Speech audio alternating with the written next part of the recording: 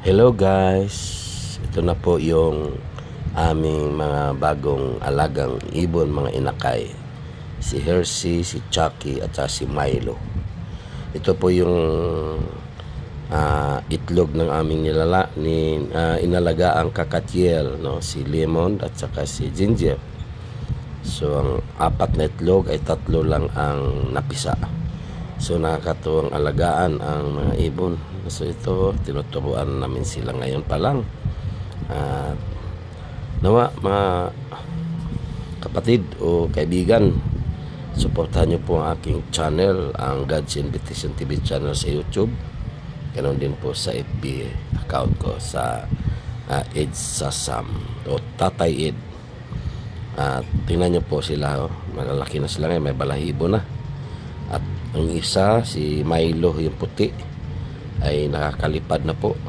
Yung isa hindi pa ganun nakakalipad, di pa kumpleto ang kanyang balahibo. At dalangin ko sa Panginoon na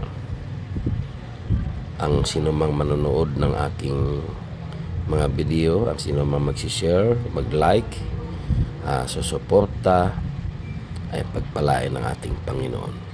Patuloy nyo nawa pong suportahan ang aking mga videos. Iba-ibang content po aking nilalagay sa aking channel o sa aking account po, sa FB account at saka sa YouTube. Iba-iba po.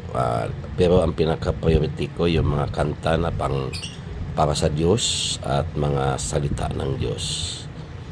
Nawa mga kapatid ko sa Panginoong Jesucristo at sa sinumang mga manonood nito, ay dalangin ko na kayong lahat ay pagpalain ng ating Panginoon, na patuloy kayong bigyan ng magandang kalusugan at kalakasan ng ating Panginoong Diyos na makapangyarihan sa lahat.